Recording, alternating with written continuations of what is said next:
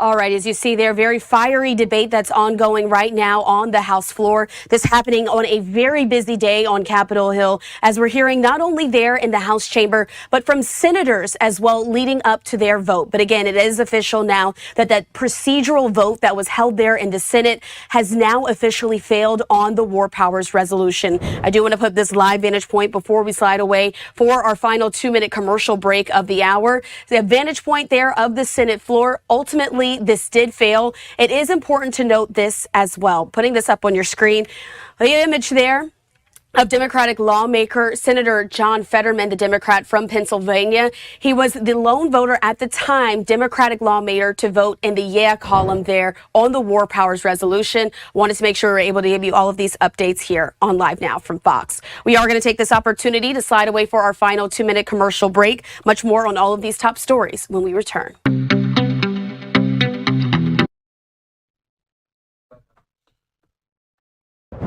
And welcome back to Live Now from Fox. So much going on right now on the Capitol, both on the House side and Senate side. Hi, everyone. Mike Pace here. Thanks so much again for joining us, continuing to be with you on the very latest with the strikes in Iran. The Middle East conflict continues. Just moments ago on the Senate side, we saw debate early in the afternoon on the Iran War Powers resolution.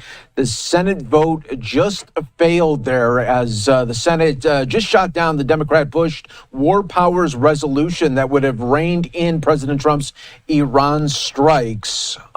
We did have 2 Republicans that voted against the party there, Senator Rand Paul and Senator Lisa Murkowski as well. Now what we want to do is take you out to the House side. There is not expected to be a vote on this side until tomorrow, but the debate is happening right now. Let's listen to it. Through our armor. One day, on a trip to Sadr City, I watched a massive... There's a pretty intense debate happening in the House right now, and it's been a really busy day over on Capitol Hill. We've got action not just from the House chamber, but also from the Senate as they gear up for their vote. And speaking of the Senate, it's official. The procedural vote on the War Powers resolution has just failed. I want to make sure to show you a live view of the Senate floor before we take a quick 2-minute commercial break. It's significant to note that at the time of the vote, only one Democratic lawmaker, Senator John Fetterman from Pennsylvania, voted in favor of the resolution. Now, coming back from our break, the atmosphere in Washington is quite charged. I'm here to keep you updated about the ongoing strikes in Iran and the continuing conflict in the Middle East. Just earlier today, there was a debate in the Senate about the Iran War Powers resolution. Unfortunately for those supporting it, the Senate shot down this resolution that aimed to limit President Trump's military actions in Iran, and in a surprising twist, 2 Republican senators, Rand Paul and Lisa Murkowski, broke ranks to vote against their party. Now let's shift over to the House side where the debate is heating up, but a vote isn't expected until tomorrow. We'll keep you posted on that. Meanwhile, President Trump completely flipped his lid on Truth Social after that Senate vote on war powers. He didn't hold back either. He's been calling people stupid, labeling them as traitors, and even threatening primary challenges to Republican senators. It's quite the meltdown, as he's essentially losing it because Congress questioned his actions. It's pretty wild to see a president so completely lose his cool over Congress, wanting to have a say in military action. Instead of taking a measured approach, he's absolutely boiling. Some members of his own party had the gall to suggest, hey, let's follow the Constitution and let Congress vote on this. Can you imagine? Trump clearly can't stand the thought that anyone would challenge his authority or think he needs to seek approval before doing anything military-related. So, what does he do? He jumps on Truth Social and goes off, calling people foolish, threatening primary challenges, and ranting about how this vote was a blow to national security and American self-defense. But here's the kicker. The resolution didn't actually change anything. It didn't pass. Republicans shot it down. So in reality, Trump came out on top. Yet he's acting like he's just suffered the greatest defeat of his life, as if Congress snatched away all his power and left him feeling like a mere figurehead. Now, just a quick moment of reality check here. Headlines can be so misleading these days. That's why I'm excited about Pump Politics. We're dedicated to delivering real stories and the context you need without any corporate fluff. If you want to keep on top of things, you can sign up for our free newsletter and we'll send you the news straight to your inbox every day. Just check out the link in the description to join our community. We're all about caring for the truth here. Shifting gears for a moment, I once witnessed a massive armored personnel carrier explode right in front of me due to an Iranian bomb, and I saw that hulking metal scrap burn as our servicemen and women dealt with the aftermath. The violence from that terrorist regime has taken countless lives, including those of Americans throughout the Middle East, and it's time for that to end. It's frustrating to see this political maneuvering by the Democrats jeopardizing our military. Shame on them for playing those kinds of games, and with that, I'll wrap it up. I'm really backing this resolution and the need for Congress to take back its constitutional duty. A colleague from Florida pointed out that while the president can respond to an attack on the United States, he doesn't have the authority to start a war. President Trump's recent strikes against Iran have pulled us into yet another expensive conflict in the Middle East. It's worth noting that I'm not shedding any tears over the Ayatollah's death. His actions led to the suffering of countless people, and he was behind terrorist activities worldwide. However, his removal isn't likely to bring about the change the president is hoping for. We had a diplomatic agreement with Iran that kept their nuclear threat in check, and it was under constant verification. Then President Trump just ripped that up. What's really telling is Trump's reaction to this situation. He's not just annoyed about the vote or that a few Republican senators didn't support him. No, he is absolutely furious that anyone would dare question his authority, particularly the idea that Congress might play a role in declaring war. It's mind-boggling. This president is supposed to have it all under control, to have his party in line, and yet he's got Rand Paul voting against him, Thomas Massie pushing resolutions, and even some Democrats teaming up with Republicans to limit his powers. He just can't handle it. Instead of keeping his cool, he blows off steam, hurls insults, and threatens repercussions for anyone who dares to oppose him. This kind of reaction shows a president who feels like he's losing grip on his party, someone who's clearly panicking. Think about what just went down. The Senate voted on a war powers resolution, and the score was 53-47 in favor of the Republicans. Trump got what he wanted. The resolution failed, and Congress couldn't limit his authority to wage war on Iran. He should be celebrating, but instead, he's acting like he just lost. He's throwing around threats, calling people traitors, and promising primary challenges. Why would a president who just came out on top be so angry? It seems he's not really focused on that vote at all. So, Trump is really worried about what's coming next with Congress. I mean, he's got one eye on future votes, especially when it comes to any new war powers resolutions. He's got to be thinking about how Congress might react the next time he wants to take military action. What really has him rattled is this coalition that's starting to form, Democrats teaming up with some libertarian Republicans. If a few more Republicans jump on board, they could really block him and force him to go through Congress. That would mean real limits on his power, and honestly, that scares him to death. You see, Trump has built his presidency on this idea that he can do just about anything he wants. He's the president, so in his mind, his power is limitless. Congress doesn't matter, and he doesn't need anyone's nod to start a war or call strikes. For the first time in his second term, though, he's starting to realize that's not the case. He's noticing that Congress might actually push back, and members of his own party could too. There are boundaries to what he can do, and this realization is driving him absolutely nuts. In response, he lashes out, throwing threats around and calling people names like stupid and traitors.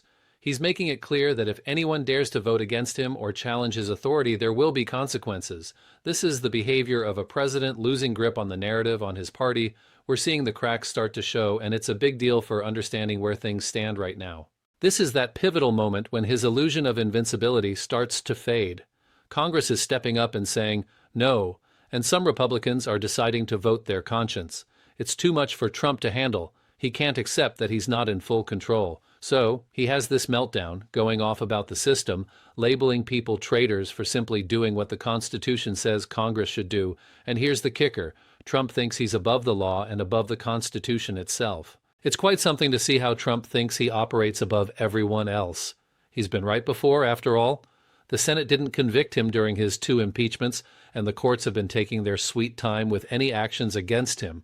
Congress has often shown deference to his authority, so it makes sense he feels like he can do anything without repercussions. However, this recent vote is shaking that belief, showing him he might not be so untouchable after all, and he's not happy about it. So let's break down what went down, because honestly, it seems like the usual media is brushing this aside. On the 4th of March, 2026, The Senate tackled a war powers resolution, and it was pretty straightforward. It simply stated that Congress should have to vote and approve any further military actions against Iran beyond what already happened in Operation Epic Fury.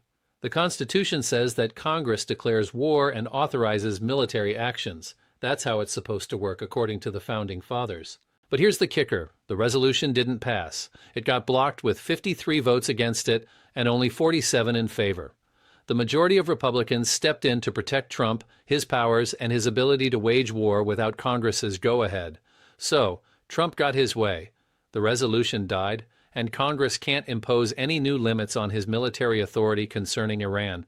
You'd think he'd be satisfied with that, but then he hops on to True Social absolutely fuming. He's ranting about how this failed resolution undermines American self-defense and national security. He even goes on about how the War Powers Resolution is unconstitutional, acting as if Congress just took away all his powers. But the reality is, nothing really changed. He won. So, what's got him so riled up? Well, it all comes down to one Republican Senator, Rand Paul from Kentucky, who dared to vote in favor of the resolution. Just one. That's it. And Trump completely lost it over it. He made angry calls to GOP senators who initially supported advancing the war powers measure, threatened primary challenges, and promised political payback. It's like he declared war on anyone who even slightly opposed him. It really highlights the kind of power dynamic Trump insists on within his party when you see how he reacts to just one vote against him. One guy, Rand Paul, dared to go against the grain, and suddenly it's like a declaration of war on anyone who questions his military authority. Let's be honest, this isn't about following the Constitution or what's right or wrong when it comes to military strategy. No, this is all about control. Trump's need to have everyone toe the line. Even the slightest dissent gets treated like a major betrayal, something that deserves political retribution. That says everything about how he operates. Leading a coalition or persuading people to come along with him? That's not on his agenda. What he wants is blind obedience, unwavering loyalty, and for everyone to rally behind him, no matter the circumstances. If you stray even a little, voting based on your conscience or sticking to constitutional principles, you can bet he'll come after you and threaten your career, working to primary you or using his influence to wreck your political future. This is the kind of behavior that throws political parties into chaos. It fractures coalitions because when senators and congressmen realize that voting their conscience could lead to a primary challenge backed by Trump's chosen candidate, they quickly abandon their principles. They start bending to whatever the president wants, prioritizing political survival over doing what's right. That's how you end up with a Congress that just nods along, a party that follows the president like lemmings without any independent thought or critical judgment. That's exactly what Trump aims to create, a system where no one ever questions his authority, where Congress becomes merely decorative and Republicans vote just as he wishes, disregarding their constituents' needs and the Constitution. So when Rand Paul stood up and said no, when just one person refused to fall in line, it pushed Trump to the edge. This isn't even a new trend. Remember January? He pulled the same stunt during the war powers vote on Venezuela, threatening 5 GOP senators who didn't support him. 5. He warned them of political consequences if they didn't toe the line. That's not typical behavior for a president. It's a whole different ballgame. You see, presidents often lose some votes and don't always get everything they want. That's just how democracy works. Congress has its disagreements, and usually, presidents take it in stride. But Trump? He sees every vote against him as a personal betrayal, treating it like a declaration of war. His reaction involves threats and intimidation, and this creates a pretty clear pattern. Trump gives an order, Congress raises questions, and then he responds in anger. When Congress gets scared and falls in line, he ends up getting his way most of the time. But amidst all this, there's a growing fear and anxiety among GOP members. They're beginning to realize they can't act according to their conscience or uphold the Constitution if it conflicts with Trump's wishes. It's like they're stuck between honoring their oath and ensuring their political survival, with Trump effectively pushing them toward the latter. This situation ties back to what I mentioned in a previous conversation. Trump's base is already divided over the issues surrounding Iran. The isolationist Republicans, especially those aligned with Rand Paul, are unhappy with Trump's decision to order strikes without consulting Congress. They feel he's gone back on his promise of putting America first and is making the same mistakes that led us into Iraq and Afghanistan. In response to their dissent, Trump just cranks up the threats, calling them dumb and vowing political repercussions.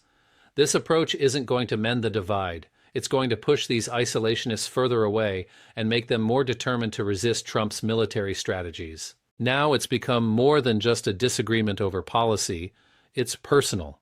It gets down to whether Trump will respect the Constitution and the role of Congress, and whether he'll allow any limits on his power at all. Looking ahead to the 2026 midterms, this situation is toxic. This kind of behavior will likely suppress turnout among segments of the GOP base, including libertarian Republicans, anti-war conservatives, and constitutional conservatives. They're observing Trump's actions and asking themselves, what's the point of voting for this guy if he's just going to act like this? Trump's recent reaction has been quite the spectacle, hasn't it? Even after a win that seemed pretty straightforward, he got a war powers vote to go his way with 53 to 47. It's like he can't let anything go. Instead of basking in the victory, he took to Truth Social in a fit, hurling insults and threats. He called people stupid and traitors and even promised political payback. You would expect a president to act graciously after such a win, right? Usually leaders celebrate and try to mend any rifts, but not Trump. For him, any vote that doesn't align with his views is a personal attack. It's as if every person who disagrees is turning their back on him, and that speaks volumes about how he thinks. It's not really about what's right or wrong in terms of policy or constitutionality. It's all about control for him. He wants everyone to bow to his authority without question, and dissent is something he just can't bear. Take Rand Paul's vote, for instance. It wasn't a game changer or a massive loss for Trump, but it symbolized defiance. Paul chose to vote according to his conscience rather than following Trump's line, and that's precisely the kind of behavior Trump simply can't tolerate. He doesn't just want to win, he wants complete dominance over the narrative and everyone involved. If voters start feeling like the Republican Party isn't representing their values, or if they decide to stay home out of frustration, it could easily lead to huge losses in the House or Senate. Here's the bottom line. Trump's meltdown isn't just a quirky response. It's all tied to his need to maintain his coalition, which is starting to show some serious cracks. Trump's outburst is a real indication of his fury. He lashes out with threats and name-calling, promising political retribution for anyone who votes against him. Basically, he's sending a clear message. If you cross me again, I'll make sure you never hold office again. I'll primary you. That's the essence of his anger and threats. What's interesting is that this behavior is driving an even deeper wedge within the Republican Party. We've talked about how divided the GOP is on foreign policy, with isolationists feeling betrayed by Trump's decision to strike Iran without consulting Congress. This division could seriously impact Republicans in the upcoming midterms. Now, with Trump's recent behavior, that rift is widening. It's pushing people away from him instead of rallying them back. It's gone beyond just disagreements about foreign policy. It raises questions about Trump's respect for the Constitution. It's now about whether he will intimidate anyone who dares to vote according to their beliefs. Libertarian Republicans might start reconsidering if they want to be part of a party with a president who's so vengeful and ready to punish dissent. Constitutional conservatives are likely wondering if the Republican Party still stands for limited government and constitutional principles, or if it's becoming just another cult of personality centered around Trump. That's a major issue for Trump since his support base is already quite delicate. It relies heavily on high turnout from those excited about an America First agenda and ending foreign wars. If those voters begin to doubt whether Trump genuinely cares about the Constitution, or if they see him turning into the very type of authoritarian they despise, turnout could drop. People might choose to stay home, and that could lead to losing elections. So, ironically, Trump's actions are self-defeating. He aims to consolidate power and pressure folks into compliance, but instead he's creating more division within his base. This makes it much more likely that the divide over foreign policy becomes a lasting split, which could hurt him in the midterms. And Congress? They'll keep battling this out. The War Powers Resolution may have failed this time, but it's definitely not the last we'll see of this issue. So, there's this growing coalition that's got both Democrats and some libertarian Republicans on board. We're talking about folks like Rand Paul and Thomas Massie, along with anyone else who isn't thrilled about Trump's military actions. The interesting thing is, if Trump keeps ramping things up, ordering more military strikes without Congress's approval, and if Iran tilts the situation even further, this coalition could get bigger. They might just have the numbers to actually pass a War Powers Resolution, which would put Trump in a tricky spot. He'd have to choose between vetoing it, pretty much declaring himself king, or accepting some limits on his power. Either choice isn't great for him politically. Congress is likely to keep pushing back, and that's rooted in a real constitutional principle. Only Congress has the authority to declare war, which is laid out in Article 1 of the Constitution. That's a cornerstone that they're not going to let the president bypass forever. Even though they didn't win this particular vote, and Trump came out on top this time, you can bet Democrats and some libertarian Republicans won't back down. They're going to keep putting resolutions on the table and making Republicans face this issue again and again. Each time they do, it's going to shine a light on the fractures within the GOP. Republicans will eventually have to choose, stick with Trump or vote based on their own beliefs. Some are bound to pick their conscience at some point. And that's when we could see a second resolution come into play, along with a coalition that can actually push through some changes. That's when Trump's grip on power starts to slip. What's really telling here is how Trump seems to be panicking about his authority. A president who feels secure doesn't need to threaten everyone who votes against him. A confident leader can deal with a little dissent. Losing a few votes doesn't rattle them. But Trump's situation is different. He needs each and every vote, total compliance, and a strong grip on everything. When he doesn't get that, when even one person goes against him, it sends him into a tailspin. He lashes out, makes threats, and tries to scare people back into line. That's the behavior of someone who's anxious and worried that his support is crumbling, and he knows that concern is warranted because his coalition is quite fragile. Trump's got this whole America First vibe going on, but if he dives into endless wars and starts making military moves without asking Congress, it could all unravel. The isolationists and constitutional conservatives, the folks who thought they were voting for a change, might just pack up and leave. And if that happens, Trump's grip on power could slip a little, making him nervous. It's like he's trying to pull everything tighter to scare people into submission, but honestly, that's just going to make things worse. He got a win with that War Powers vote. The resolution didn't pass, so he should be celebrating. But instead, he lost it, calling people dumb and throwing around threats of political retribution and primary challenges. This kind of reaction reveals a lot. It shows just how anxious he is about keeping control over Congress. He's clearly worried that his coalition might break apart, and he's willing to undermine his own party just to maintain his power. That's a serious concern for the GOP and the upcoming midterms. When a president starts throwing around threats to Congress members for simply voting with their conscience or tries to kick out anyone in his party who disagrees, it leads to authoritarianism. That's the kind of system where presidential power runs unchecked, and that's what Trump seems to be trying to build. Stay tuned.